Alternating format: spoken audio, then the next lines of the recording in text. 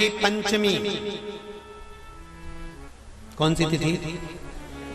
पंचमी, चाहे वो शुक्ल पक्ष की हो चाहे वो कृष्ण पक्ष की। श्रावण महीने की पंचमी के दिन शंकर भगवान पर जिस जिस परिवार के व्यक्ति का कांवड़ जल हमने बताया है आपको, जरूरी नहीं है कि डंडा बांधकर 2 कावड़ के जल के लोटे लेकर जाओ, आप अपने हाथ में भी 2 पात्र लेकर जा सकते हैं। पंचमी तिथि के दिन हाथ में 2 लोटे जल के, 2 कलश जल के जब हम शंकर भगवान को चढ़ाते हैं तो ऊपर जो कमंडल होता है शिव जी के ऊपर जलधारी होती है, जिसमें जया, विषहरा, शामली, बारी, दौतली और देव, शंकर भगवान की 5 बेटियां जिसमें विराजमान होती हैं।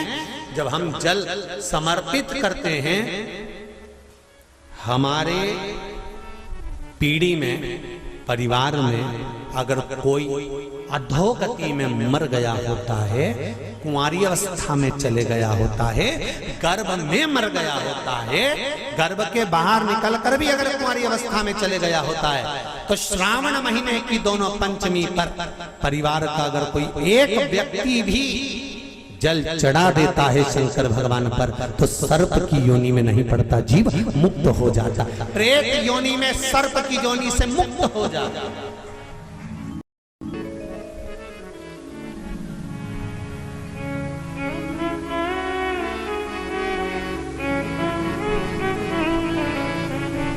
महाराज,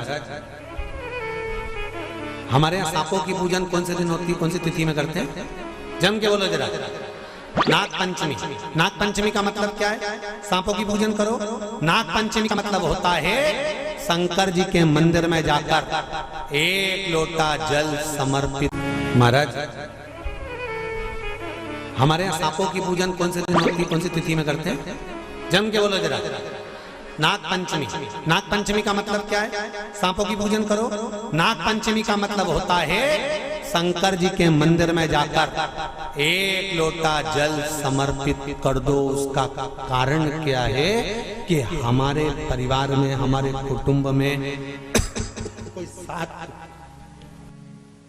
कुटुंब में, परिवार में कोई 7 पीढ़ी के अंतर्गत भी अगर कोई जीव तड़प रहा होता है, पड़ा हुआ होता है, उसकी मुक्ति नहीं होती है, तो पंचमी का चढ़ा हुआ जल उस जीव को प्राप्त हो जाता है और वो जीव तर जाता है, उसका फिर जन्म नहीं होता, वो तर,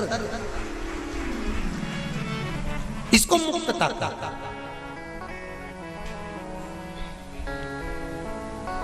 इसको मोक्षता का।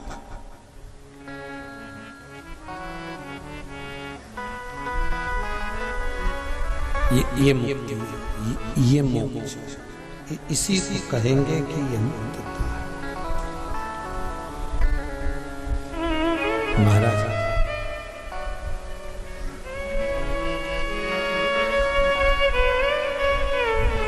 चढ़ाते हो आप लोग पंचमी के दिन, चाहे नाग पंचमी हो, चाहे श्रावण महीने की शुक्ल पक्ष की, चाहे कृष्ण पक्ष की पंचमी हो,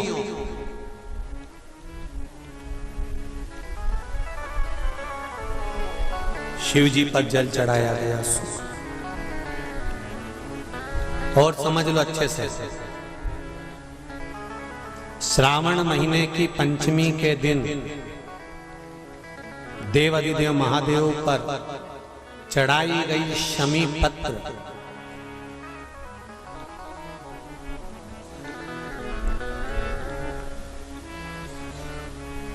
शंकर भगवान पर चढ़ाई गई शमी पत्र आस्तिक मुनि का नाम लेकर, कौन से मुनि?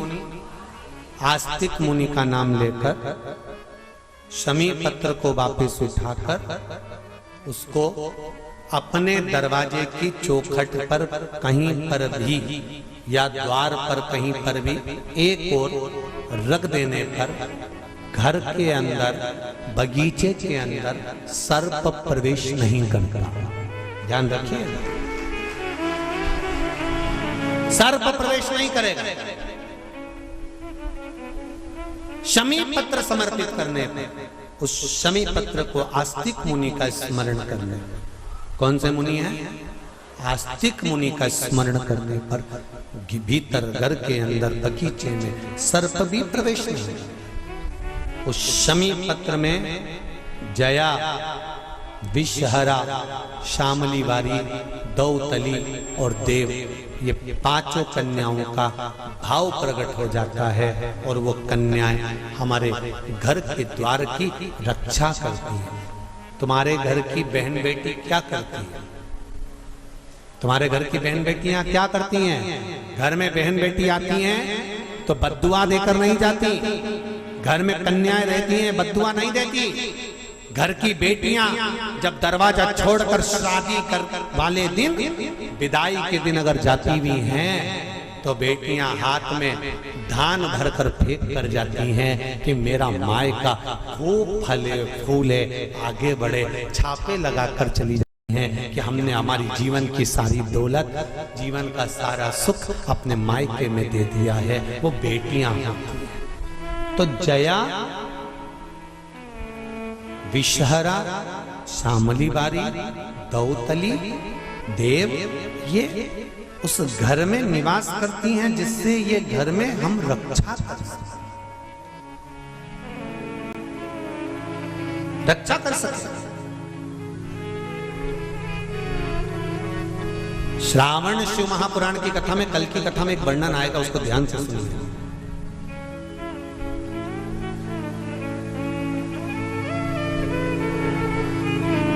उदर, पेट, सारी बीमारियों का केंद्र बिंदु है।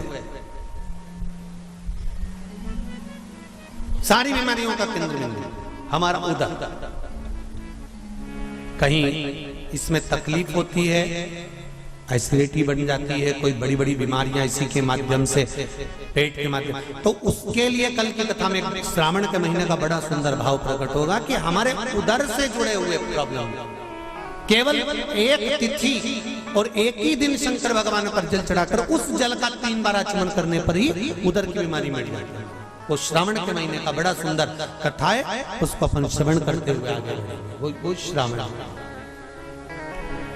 शिव कथा कर रहे हैं। चंचुला जी ठाका लगाकर हंसी। शिव जी ने समझाया, चंचुला देवी को बताया। चंचुला देवी ने शंकर जी से उसका कारण पूछा, बिंदु के मोक्ष के लिए क्या करा जाए। शिव जी ने कथा रस तत्व का वर्णन करा। शंकर और पार्वती दोनों ईश्वर जी और गोरा जी बनकर आ रहे हैं। भगवान शंकर पार्वती कथा सुनने जा रहे हैं। जोरदार ताली बजाकर स्वागत करें ईश्वर जी और गोरा जी का। बोल काशी विश्वनाथ भगवान की जय।